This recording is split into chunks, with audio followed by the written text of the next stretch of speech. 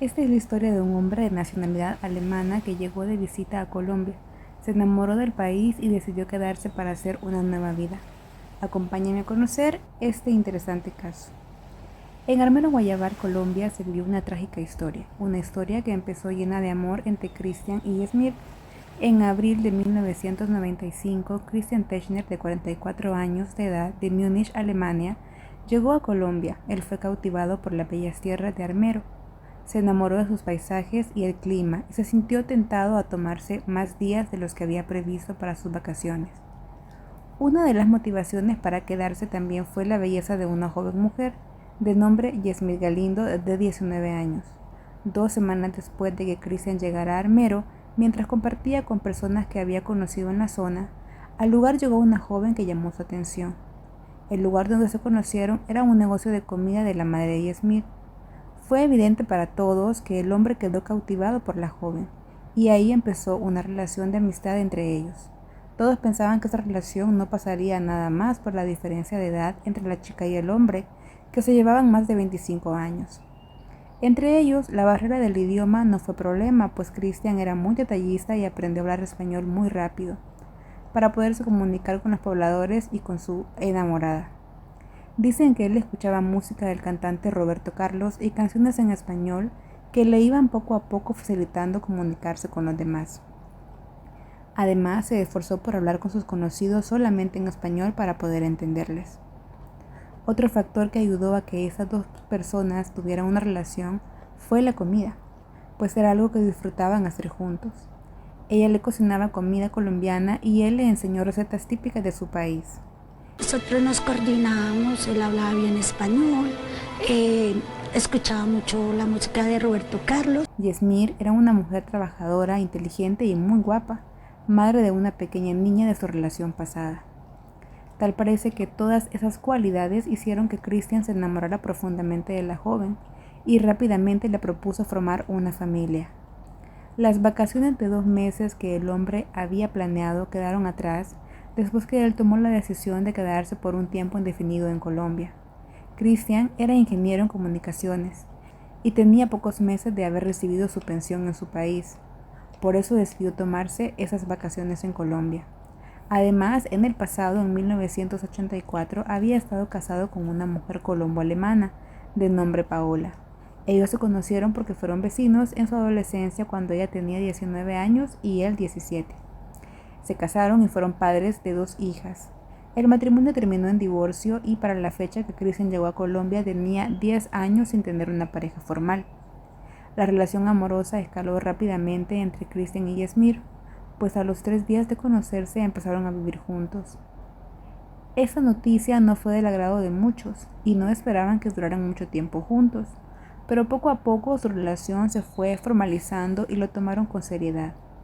A los 2 años de vivir juntos tenían una vida próspera, eran dueños de una finca, tenían sus propios vehículos y tierras donde cultivaban maíz, aguacates y otras frutas. Tenían personal de servicio y estaban construyendo un patrimonio y una bonita familia. La familia de Yasmir recuerda que eran una familia muy unida, vivían muy cómodamente y constantemente hacían viajes y trataban de consentirse el uno al otro. Para agregarle más alegría a la familia, en el año 2002 nació la primera hija del matrimonio, a quien llamaron Nicole. Christian y Yasmir estaban felices de haberse convertido en padres, y 8 años después nació su segunda hija de nombre Angélica. Era una familia que compartía mucho. Se dedicaban a seguir con sus negocios y a criar a sus pequeñas. Aparentemente todo estaba funcionando como debía ser para esta familia. Hasta una noche, en el año 2011, cuando la familia sufrió un robo a su casa, donde fueron golpeados y amenazados. Después de ese incidente, Christian se vio entre la espada y la pared, y tomó a bien hacer trato con personas que se dedicaban a delinquir en el barrio, para poder obtener protección de parte de ellos. Algo que Yasmir cree que no fue la mejor decisión para su familia. No me pregunten cómo o por qué, ustedes podrán tomar su propia conclusión, pero este grupo de hombres se fueron a vivir a la hacienda de esta familia como si fueran un equipo de guardaespaldas o seguridad privada que trabajaba para la familia. El nombre que sale a relucir y toma mayor protagonismo entre todos es el de Carlos Bejarán, un hombre que ya tenía antecedentes penales y era buscado por la ley. Este hombre y Christian tenían una relación, digamos, de confianza, e incluso él logró hacer amistad con la familia completa y se quedó a vivir con ellos por varios meses. A pesar de esta, entre comillas, seguridad que esos hombres brindaban a la finca, Christian fue víctima de un nuevo ataque en una carretera cercana a su finca, cuando él se transportaba de regreso a su casa. Varios hombres encapuchados lo robaron y recibió 2 impactos de bala. Christian fue trasladado al hospital y lograron salvarle la vida. Pero para su esposa Yasmir, los hombres que estaban supuestamente dándole cuidado a su esposo eran los que estaban haciéndole un doble juego. Ella creía que el ataque fue planeado por este grupo delictivo. Entre febrero de 2012 y los primeros meses del 2013, la familia había estado en constantes incidentes y viviendo con temor. El grupo de seguridad que lo cuidaba, encabezado por Carlos, había prácticamente tomado la finca de Christian para usarlo como refugio y para poco a poco ir tomando mando sobre sus tierras y cultivos. Tomaban fruta y animales para su propio consumo, y constantemente estaban entrando y saliendo nuevos miembros de ese supuesto grupo de seguridad. Carlos estaba lejos de ser el empleado fiel que Christian creía y en el que tanto confiaba. Poco tiempo faltaba para que llegara la tragedia de esta familia. El jueves 20 de septiembre del 2013, Yasmir Galindo recuerda que regresó a su casa al final del día, después de haber realizado muchas diligencias en el centro del pueblo. Las calles estaban solas, parecía todo muy normal. Ella recuerda que habló con Christian y esa noche en particular él estaba molesto por una supuesta discusión que había tenido con su ex esposa Paola, que vivía en Alemania. Ella, según había solicitado dinero a su ex esposo para una de sus hijas, que lo estaba necesitando. El tema, según la esposa de Christian, quedó hasta ahí. Más o menos a las 11 de la noche relata ella que empezaron a organizar a las niñas para llevarlas a dormir. Ella se fue a dormir porque tenía mucho dolor de cabeza. Él se quedó viendo una película en la parte de abajo de la casa. Después de despedirse de su esposo, ella se quedó profundamente dormida. Lo que la interrumpió el sueño fue que ella pudo escuchar a varios hombres dentro de su habitación. Cuando abrió los ojos se dio cuenta que habían hombres rodeando su cama que estaban encapuchados y vestidos de negro. Ella dormía en el cuarto piso de la casa y sus hijos en el segundo piso. Ella recuerda que estaba atada y que solo podía escuchar que los hombres le pedían a su esposo los euros. Que estaban los tipos dentro de la habitación. Me bajaron y con él quedaron arriba. Lo único que yo he escuchado que dónde estaban los euros, y logró desatarse y corrió al cuarto de su mayordomo, a quien pidió que llamara a la policía, porque no habían dejado celulares en la casa y no podía encontrar a su esposo. En ese momento ella pensó que se habían llevado secuestrado a Christian. El mayordomo, de nombre Oscar, un hombre de edad avanzada, dice que ella estaba llorando y muy nerviosa. Él tomó su celular y corrió hacia la casa. Decidió entrar sigilosamente para buscar a su patrón, pues tenía miedo que estuviera atado o herido. El señor cuenta que entró y lo primero que vio fue a su patrón con las manos en el cuello, como si estuviera cubriéndose, recostado a un lado de la cama, sobre el suelo, sobre un charco de sangre. Lo tocó y trató de moverlo y sintió que el cuerpo ya estaba frío. Sí, ella me golpeó a la madrugada, yo abrí la puerta, la encontré ella sentada, entonces la agarré de acá. Yo le dije, don Oscar, se llevaron a Christian, porque la idea me pensé que habían llevado a Christian. Entonces le dije, llame, por favor, llame a la policía, don Oscar, llame a la policía porque yo no encuentro ningún celular. Oscar, el mayordomo, regresó con su patrona y le dijo que llamaría a la policía, pero no le dijo que su patrón estaba muerto. Pasado a su patrón. Lo vi con la mano acá en el cuello, sedado en la cama, y le volví a mirarle la espalda, ya le vi un charco de sangre. Entonces me vine hacia acá, le toqué una pierna que tenía el pantalón arriba, me encontré frío. Me regresé a contarle a ella, pero yo no le dije está muerto ni nada. La policía llegó a la finca alrededor de las 6 a.m., con todo su equipo de investigadores. La primera impresión fue un robo con violencia, pues la puerta principal estaba rota, la casa estaba desordenada y se manejó esa hipótesis. El cuerpo de Christian tenía una profunda herida en el cuello. El arma utilizada fue un cuchillo de cocina de su propia casa. Se robaron 3 celulares, una computadora, las escrituras de la finca y varios miles de euros que tenía en su casa.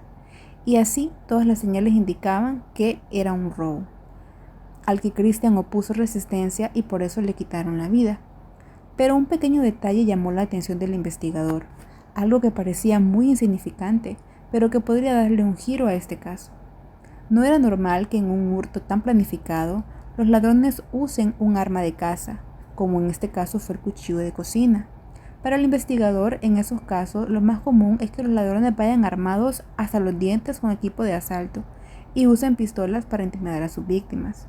Mientras la investigación seguía su curso, la vida de la familia estaba en pausa, pues no lograban entender qué había pasado. Christian fue enterrado en el cementerio de la comunidad, acompañado por sus hijas, familia, amigos y su ahora viuda. Fue muy extraño que Yasmir no quiso contarle a sus hijas la verdad de lo ocurrido, ni tampoco dejó que se acercaran al ataúd de su padre, que también puede ser una decisión muy respetable, pero es curioso cómo ella relató la muerte de su esposo a sus hijas y cómo ella se comportó durante el funeral. Las autoridades alemanas se involucraron en el caso y exigieron encontrar al responsable de los hechos. No habían huellas en la escena del crimen, no habían rastros de ADN de nadie más en el sitio, nadie vio carros rondando la zona, todo estaba debilitándose. Hasta que, 2 meses después, un celular de los hurtados esa noche dio señal de estar activo. En una comunidad a más o menos 3 horas del lugar de los hechos, la persona que lo tenía en su poder debía dar una explicación sobre cómo llegó a sus manos. Y así fue. El hombre que tenía en sus manos el teléfono robado relató que lo compró a un hombre apodado el Chucky. Alias el Chucky fue encontrado y llevado a declarar. Él dijo que contaría todo lo que sabía y esta fue su declaración. Él sabía que lo estaban buscando y decidió a cambio de beneficios contar su versión de la historia. Según él, para el día de los hechos se encontraba en el municipio de Almero, Guayabal, que fue él quien cometió el homicidio. Esa noche él y otras 2 personas fueron contratadas para robar y matar a Christian. El hombre que los contrató para cometer este delito fue Carlos Bejarán, quien había sido mano derecha y encargado de seguridad de Christian. También fue involucrado un taxista de la zona, quien dijo que no participó en el asesinato, pero sí ayudó para movilizar a los otros 2 hombres hacia la finca. Además, este taxista también reconoció a Carlos Bejarán. La esposa de Christian dijo que la única persona que tenía forma de ingresar a su finca sin que los perros lo atacaran era Carlos, pues era conocido y además sabía los movimientos y horarios de la familia. Otro detalle fue que las cercas eléctricas de la casa esa noche estaban desactivadas. La puerta principal de la casa estaba convenientemente abierta esa noche. El Chucky sabía exactamente dónde estaba esa noche Christian. Los otros 2 hombres se quedaron vigilando que las niñas no despertaran. Según el Chucky, quien había ayudado a darles las facilidades para ingresar a la casa, fue nada más y nada menos, ustedes, ¿quién piensan que pudo haber sido? El mismo dicho dice, piensa mal y acertarás. Y si ustedes pensaron mal y pensaron en la esposa de Christian, en Yasmir Galindo, pues déjenme decirles que esta fue la mujer a la que involucraron los asesinos. El hombre que realizó el crimen dijo que había sido contactado por Carlos y Yasmir. Ella quería que acabaran con la vida de su esposo, porque no la dejaba salir. Era muy viejo para ella y ella iba a quedarse con la herencia de su esposo. Yasmir pasó de ser víctima a sospechosa. Necesitaban por ahí 3 o 4 hombres para hurtar algo. Yo fui convidado a eso, pero nunca me dijeron que era eso y ni nunca tuve conocimiento de que el man era un extranjero. Nada, como que ingresar y matarlo y que la plata que había ahí era para los que entraran. Pero fue que tenía que ser responsable de que los que entraran tenían que matarlo, o sea que no lo puedan dejar vivo. Él me comenta, dice, yo voy a hacer una vuelta, Juan, es que préstame 400.000 pesos que yo voy pelado y me nombra. Dice, vean, lo llevo a él y yo voy sin plata y voy a hacer una vuelta. Él me dice, voy a hacer una vuelta con un alemán. El precio que ofreció a pagar por el asesinato de su esposo eran 70.000 euros, los famosos euros que los asaltantes le pedían a su esposo cuando estaban dentro de la casa. Los perros los hubieran atacado. Hubo que haber entrado una persona a la casa a ver que los perros le hubieran obedecido. ¿Y quién cree? Carlos. O sea, Carlos entraba a su casa, los perros lo conocían. Sí, claro, no es que él estuvo viviendo con nosotros en mi casa.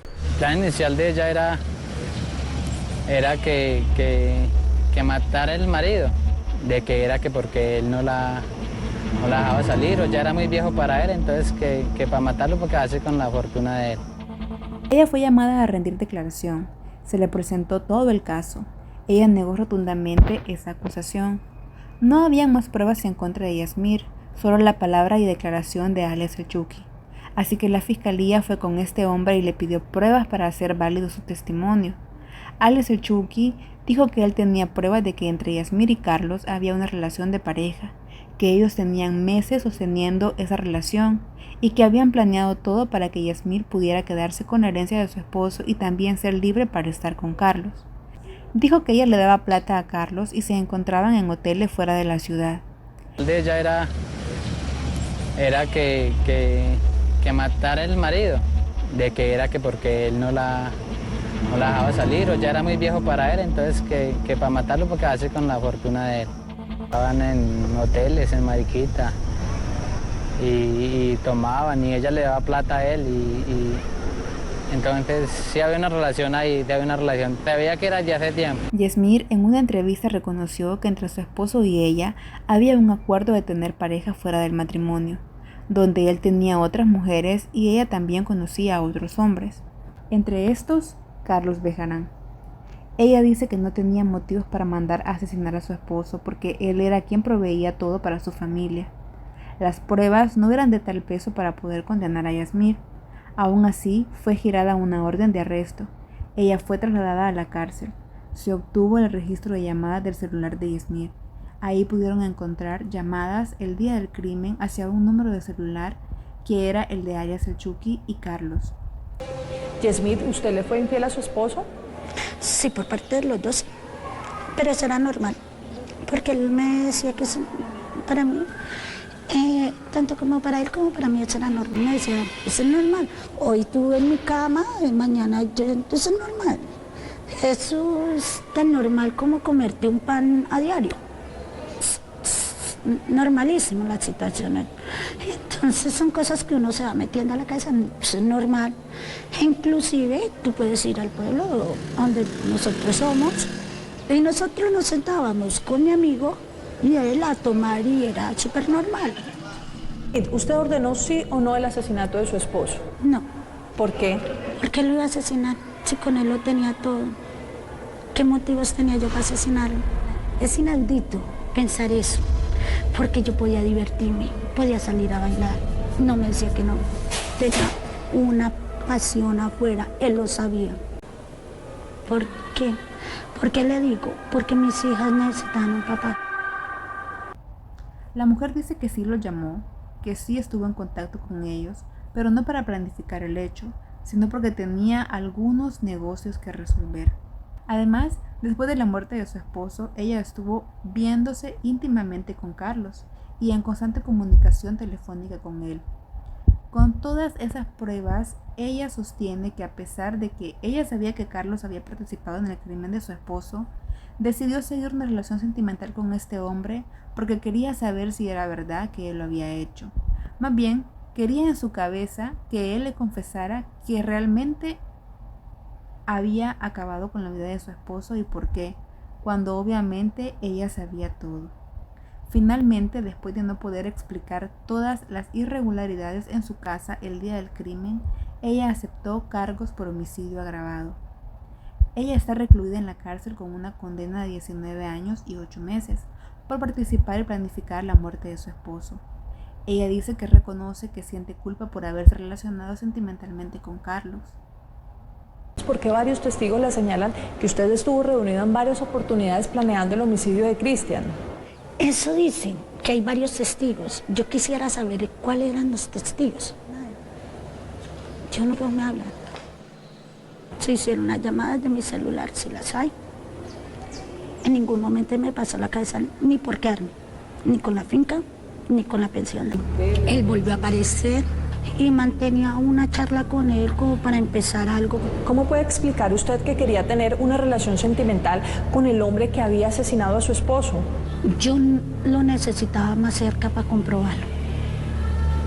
Yo necesitaba tenerlo al pie mío. Su examante aún sigue prófugo de la justicia colombiana. Las más afectadas son las pequeñas que se han quedado sin su padre y sin su madre, creciendo con la ausencia de ambos. Este caso fue muy conocido en Colombia y también en Alemania porque pues involucra a dos países. Y también todo lo que pasó alrededor de esta historia pues nos deja pensando mucho sobre hasta dónde podemos confiar y hasta dónde las decisiones que tomamos para salvar a nuestra familia o nuestra integridad pueden dañarnos o complicarnos más pues de lo que ya tenemos la existencia, ¿no? Pero bueno, chicos, hasta aquí el caso del día de hoy. Espero que les haya gustado, que me dejen su comentario acerca de qué piensan y si quieren escuchar más casos como este, por favor, déjenmelo saber. Cuídense mucho y siempre luchen por lo que más les gusta hacer. Adiós.